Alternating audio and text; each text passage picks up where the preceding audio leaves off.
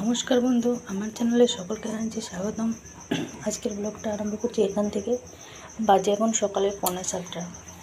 তো আজকে খুব তাড়াতাড়ি রান্না হবে, একদম 9টার মধ্যে। তো আমাদের ওদিকে কুচি জেলে পাড়ায় নাকি ব্রহ্মা পুজো, ওই জন্য 9টার মধ্যে সবাই রান্না শেষ করে নেবে। সেই জন্য আমিও খুব সকাল সকাল বসিয়ে দিয়েছি ভাতটা। মা গেছে এই বাস স্ট্যান্ডে, দেখি কিছু যদি সবজি নিয়ে আসে, এই একটা কিছু তরকারি হবে। মঙ্গলবার যেহেতু তো আমাদের নিরামিষই হয়। সকালবেলা সবারই চা খাওয়া শেষ, শুধু মাই খায়নি। মা ব্রাশ করে চলে গেছে বাস স্ট্যান্ডে। আমি এদিকে কাজকর্ম শেষ করে ভাতটা বসিয়ে দিয়ে একটুখানি ঘরে গিয়ে বসেছিলাম। বাস স্ট্যান্ড থেকে এলে তারপরে বোঝা যাবে যে কী তরকারি রান্না হবে। ভাতটা এখন হয়নি, বাকি আছে। মা চলে এসছে বাস স্ট্যান্ড থেকে, নিয়ে এসছে এই যে পালং শাক, এসেই কাটতে বসে পড়েছে।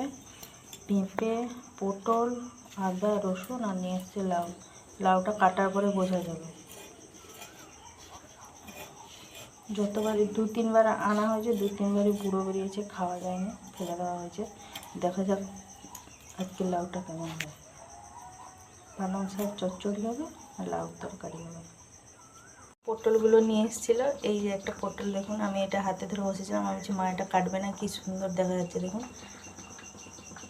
তো মা বলছে মনে হচ্ছে পটলের যে সব মানে মোচাগুলো থাকে না, বলছে সে তার উপরে তো পটল গাছগুলো থাকে, মনে হচ্ছে কোনো সুতো দিয়ে বাঁধা পড়ে গেছিলো বা যাই হোক, যেটা ও আর বাড়তে পারেনি, ওই জন্য ওই আকারটাই ধারণ করে নিয়েছে। এই যে সোনুর জন্য এদিকে পটল ভাজা হবে, ওই জন্য কেটে কুটে ধুয়ে পরিষ্কার করে লবণ হলুদ মাখিয়ে রেখে দিয়েছি। এদিকে যে লাউটা একটুখানি সেদ্ধ করে নিচ্ছি। এবার যাবো মশলা বাটবো, জিরে আদা সর্ষে। এই যে রান্না বান্না কমপ্লিট, একদম বেজে গেছে 8টা। এই যে আপনাদের দাদা সেদিনকে যে 1 কৌটো লঙ্কা গুঁড়ো করে দিয়ে গেছে। আর আলুটা এইভাবে বিছিয়ে দিয়েছি। কাকা নিয়ে এসছে, কাকাকে দিয়েছে সব খেতে বাস স্ট্যান্ডে। কাকা যেহেতু তো হকারি করে, ওই জন্য অনেক লোকের সাথে চেনা জানা, মানে যাদের যাদের বাড়িতে সব চাষ হয় যে দিয়েছে। সেই আলুগুলো একটা একটা, এই যে দেখুন, 5 কেজি মতন ওয়েট আলু। সে ভিতরেগুলো একদম পুরো ফাঁপা, একদম বাজে আলু। গুলি আলুগুলো থাকবে তবুও অনেক দিন, সেই জন্য ওই যে ওটা এইদিকে ট্রান্সফার হয়ে গেছে। এখন এই ঘর দোরগুলো একটু ভালোভাবে গুছিয়ে যে জায়গা জুড়ে ঝাঁটটা দিয়ে এলাম। তবু এখন আমার ঘরে বিছানা পড়ে আছে, সুনুকে এখন একটুখানি পড়াবো বসে। হয়ে গেছে এখানে পালং শাকের চচ্চড়ি, লাউ শাকের তরকারিও হয়ে গেছে। শুধু সুনুর জন্য পেঁয়াজি একটুখানি করে দেবো। একটু ওটা এমনিতে মুড়ি নিতে পছন্দ করে না, তবু আজকে অনেকটা বুঝিয়ে বাজিয়ে নিয়েছি। আমি শুনে মাছ প্রত্যেকদিন মুড়ি নিয়ে যাবি, সেই জন্য একটু পেঁয়াজি আর মুড়ি দেবো। আর কিছু কলা আছে, দিয়ে দেবো। হয়ে গেছে পালং শাকের চচ্চড়ি, সুন্দর দিকে পটল ভাজা। এবার যাবো সুন্দরকে একটুখানি পড়াবো। পড়িয়ে দিয়ে উঠে তারপরে আমি চান ফান করবো। আগে ওকে একটুখানি পড়াই। এই যে 9টা বাজে 10 মিনিট মতন বাকি, ওকে পড়াছিলাম। এই উঠলাম, উঠে এই তার পেঁয়াজিটা করে দিয়েছি। ওইদিকে এই যে রুটিনটা গুছাচ্ছে স্কুলের জন্য।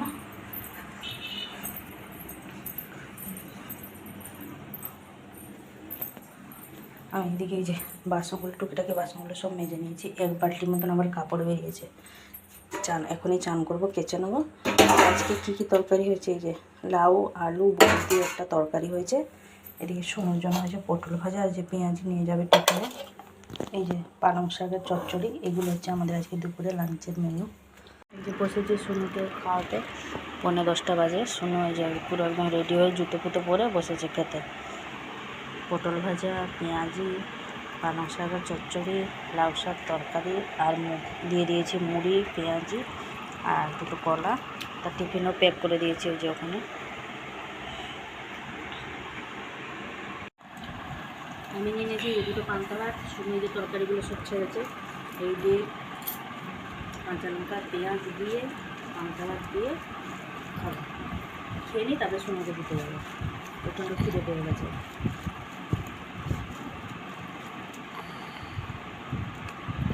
এই যে বাজে এখন 11টা 5, সোনুকে স্কুলে দিয়েই চলে এসেছি। সোনুকে দিয়ে চলে এসেছি মানে আজকে তাড়াতাড়ি গেছিলাম, যাই হোক রোডটা ফাঁকা পেয়ে গেছি। 10টা 10 মধ্যে যদি মানে ঢুকতে পারেন তাহলে রোডগুলো ফাঁকা থাকে, একটু পরেই প্রচণ্ড জ্যাম হয়ে যায়। চলে আসতাম অনেকক্ষণ হলে, একটুখানি দেরি হলো, কারণ এ মাসে যে মুদিখানা যেগুলো হয়েছিল তার মধ্যে বাকি ছিল যে কিছু কিছু জিনিস যেগুলো ছিল না সেদিনকে দোকানে, তো আমাকে বলেছিলেন যে পরে এসে নিয়ে যেতে। পরে আর আমার আর সময় হয়ে ওঠেনি, তো কালকে স্কুল গেলাম, কালকেও ভুলে গেলাম। তো সাথে এসেও রাখি ছিল, আর যে সসগুলো সব বাকি ছিল এগুলো সব নিয়ে এলাম। Green chilli sauce, soya sauce, tomato sauce, আর নিয়েছি দুটো পাস্তা মশলা, দুটো চাউমিন মশলা, আর এই যে 500 গ্রামের সার্ফ এক্সেল। এগুলো নিয়ে আস্তে আস্তে দেরি হয়ে গেল। আপাতত এখন আর কোনো কাজ নেই, সমস্ত কাজ কমপ্লিট। মানে স্কুল যাওয়া পর্যন্ত প্রচণ্ড পরিমাণে সব মায়েদের মানে হচ্ছে কর্মব্যস্ত জীবন, 11টা পর্যন্ত দৌড়াদৌড়ি, ছোটাছুটি, হাঁপাহাঁপি। বাচ্চারা স্কুল চলে গেলে এই টাইমটা হয়ে যায় ফাঁকা, সব কিছু কাজকর্ম শেষ হয়ে যায়। হয়তো অনেকেদের বাড়িতে আছেন যা মানে যেনাদের হয়তো সকাল সকাল রান্না নেই, বা চাষিবাসীদের ঘরে যে এই টাইমটা মানে এখনই অন্য রান্না বসাবেন, কিন্তু আমাদের যেহেতু সকাল সকাল রান্না করে অভ্যাস হয়ে গেছে, যেমন আমার কথা আমি বলি, তো একটা দিন যদি দেরি হয়ে যায়, একটু দেরি মানে আমার মনে হয় যদি 11টা 12টা যদি বেজে গেছে, আমার মনে হয় যেন কত বেলা হয়ে গেছে, কত দেরি হয়ে গেছে।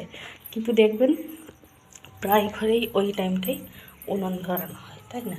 আমাদের যেহেতু অভ্যাস হয়ে গেছে, যে কোনো জিনিস একটা দেখবেন অভ্যাসে পরিণত হয়ে গেলে সেটাই সারা জীবন থেকে যায়। সেই যাই হোক, তো চলুন এখন একটুখানি রেস্ট পাবো। সুনুদের আজকেও ছুটি হবে সেই 4টের সময়। এই যে দেখুন 2:45 মতন বাজতে যায়, সমস্ত কাজকর্ম কমপ্লিট, মানে দুপুরে খাওয়া দাওয়া কমপ্লিট। এখন একটা টিভিতে এই যে বই দিচ্ছে, অতিথি তুম কব যাওগে। বইটা অনেক দিন পরে দেখার ইচ্ছে হলো, ওই জন্য দেখছি বসে বসে। এদিকে বাসন কোসন মেজে মুজে রেখে দিয়েছি, আর একটুখানি আটার পরিমাণটা আজকে একটুখানি বেশি করে গুলিয়েছি। মাকে বললাম একটুখানি আলু পরোটা করবো, মা বললো ঠিক আছে তোরা তোরা করে খা, আমার জন্য শুধু রুটি করে দিবি। শুনুন তো ওই 4টের সময় ছুটি হবে, চলুন ততক্ষণ একটুখানি ওই যে হিন্দি মুভিটা দেখি বসে বসে। বেজে গেছে এখন 5টা মতন। স্কুল থেকে এসেই শুনুর আজকে অনেক দিন পরে একটা বায়না করলো আমার কাছে যে মা আমাকে একটুখানি ম্যাগি করে দাও, কিন্তু আজকে একটু অন্যরকম করবে, যেমন ঝাল ঝাল লাগে। সেই জন্য নিজের আইডিয়া দিয়ে পেঁয়াজ, লঙ্কা, টমেটো, ডিম ফিম দিয়ে সব soya sauce, tomato sauce, chilli sauce দিয়ে ওকে একটুখানি ঝাল ঝাল করে দিয়েছি। ওর অনেক দিন পরে ঝাল ঝাল ম্যাগি খেতে ইচ্ছা। কি সুন্দর দেখুন, একদম পুরো কালারফুল লাগছে ম্যাগিটা। খেয়ে বলো মা কেমন হয়েছে। দাম ও আগে টেস্ট করুক, তারপরে বলবে আমাকে। অনেক গরম। আচ্ছা, ফু দিয়ে আস্তে আস্তে খাও। ভালো হয়েছে। ভালো হয়েছে। ভালো হয়েছে। 1 থেকে 10-এর মধ্যে কত দেবে আমাকে? 9.2। হ্যাঁ 9.2 দেবে। আচ্ছা ঠিক আছে, খাও। এদিকে বসে খাক, আমি যাই রান্নাঘরে। বলছিলাম না আলু পরোটা করবো, ওগুলো তো করতে একটুখানি সময় লাগে, যেহেতু 5টা বেজে গেছে, করতে করতে মিনিমাম 6টা মতো লেগে যাবে। তারপরে এদিকে সন্ধ্যের কাজও আছে। শুনুন আজকে পড়া আছে 7:30 থেকে, আজকে 7টা থেকে নয়, আজকে 7:30 থেকে পড়া আছে। চলুন তাহলে ওদিকে আমি যে রুটিটা করে নিই, মানে পরোটা রুটি দুটোই হবে। বেজে গেছে এই যে 6টা 15, সন্ধ্যায় সমস্ত কাজ কমপ্লিট। ওদিকে রুটি পরোটা সমস্ত কিছু হয়ে গেছে, চা করে সবাইকে দিয়ে দিলাম। এদিকে সন্ধ্যে ঘর ঝাঁট দিয়ে সন্ধ্যে দেওয়া হয়ে গেছে, সন্ধ্যে দিয়ে দিয়েছি। শুনো এখন বসে বসে আঁকছে। তো আজকে ভিডিওটা বেশি বড় করছি না, আজকে এই পর্যন্ত। আবার দেখা হচ্ছে আপনাদের সাথে আগামীকাল আরেকটি নতুন ব্লগ নিয়ে। সবাই ভালো থাকবেন, সুস্থ থাকবেন। আমার ভিডিওটি ভালো লাগলে লাইক করবেন। নমস্কার।